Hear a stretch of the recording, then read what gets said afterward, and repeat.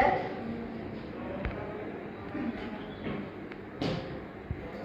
yang telah kami susun.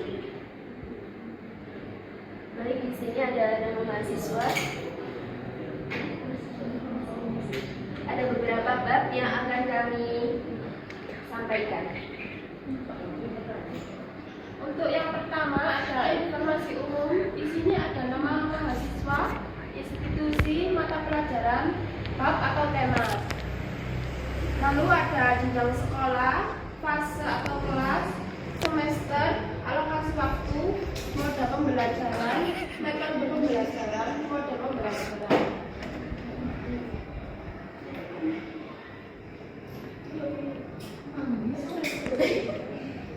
Di sini kita mengambil mata pelajaran ilmu pengetahuan alam dan sosial, yaitu IPAS.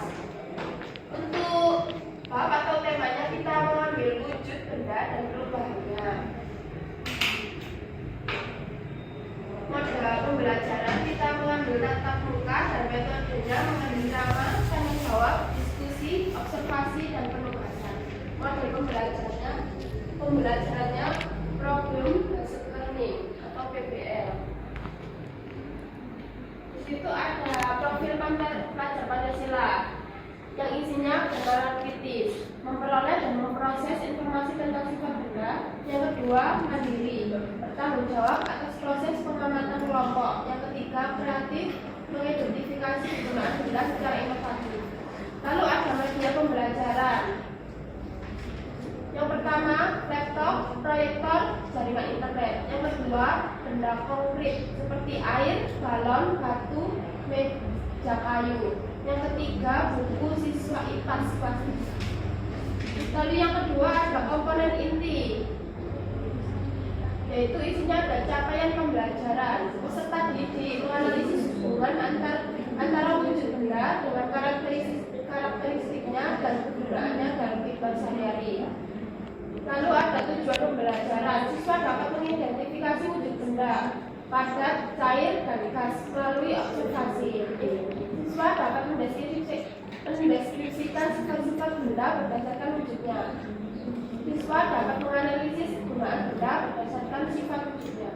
Lalu yang ketiga ada pemahaman bermakna. Siswa memahami bahwa perbedaan wujud benda diciptakan untuk memenuhi berbagai kebutuhan manusia. Contohnya, gas untuk mengisipkan, cair untuk minum, padat untuk bangunan. Yang keempat, pertanyaan pemantik. Mengapa air di botol mengikuti bentuk wadahnya sementara batu tidak? Lalu yang kedua, benda apa yang ada di dalam balon sehingga ia bisa menggelembung? Lalu yang ketiga ada kegiatan pembelajaran.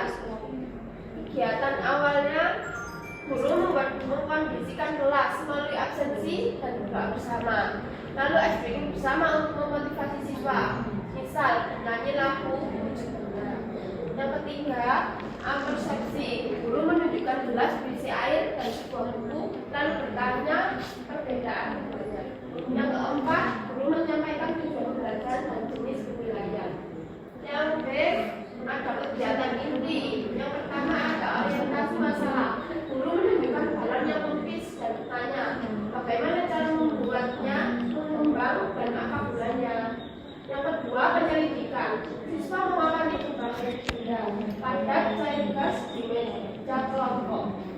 Yang ketiga ada diskusi. Siswa mendiskusikan sifat masing-masing benda, bentuk tetap atau berubah, volume. Yang keempat ada presentasi. Perwakilan kelompok menceritakan hasil temuannya dan kegunaannya benda tersebut di rumah. Yang kelima, penguatan. Guru menyimpulkan jawaban siswa secara klasikal dan memberikan penghargaan. Lalu bagian C ada kegiatan penutup. Yang pertama ada refleksi pembelajaran dan menyimpulkan materi bersama guru. Yang kedua ada guru memberikan penguatan materi dan melakukan penilaian hasil belajar singkat. Yang ketiga, informasi aktivitas pertemuan selanjutnya dan doa penutup. Oke, selanjutnya kita menuju bab yang keempat, yakni asesmen dan refleksi. Yang A, asesmen.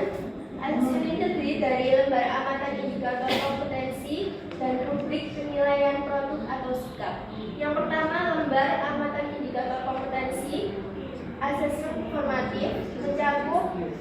Yang pertama, elemen capaian, yakni mengamati.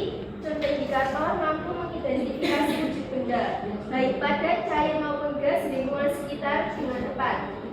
Selanjutnya, menunjukkan sikap mandiri dalam menyiapkan alat pengamatan, dan yang selanjutnya mampu memahami perubahan wujud benda. Kemudian, elemen yang kedua, yakni mempertanyakan dan menyelidiki. Di sini ada contoh indikator. Yang pertama, mampu mendeskripsikan sifat benda, baik bentuk dan volume melalui eksperimen sederhana. Kemudian ada contoh indikator selanjutnya, yakni mampu menjawab pertanyaan tentang kaitan sifat benda dengan kegunaannya, dengan volume suara yang jelas dan tetap santun. Kemudian yang kedua, yakni rubrik penilaian sikap. Di sini ada kriteria penilaian menganut pada profil pelajar Pancasila. Yang pertama, ada nilai 4 untuk kategori sangat baik, nilai 3 untuk kategori baik, nilai 2 untuk kategori cukup, dan nilai 1 untuk kategori kurang. Di sini ada tabel penilaiannya. Kemudian yang ketiga, refleksi. Refleksi ini digunakan untuk memetakan kemampuan siswa dan mengevaluasi efektivitas mengajar guru di akhir bab. Di sini yang pertama ada menentukan kemampuan peserta didik. Guru memetakan peserta didik berdasarkan ketercapaian tujuan belajar.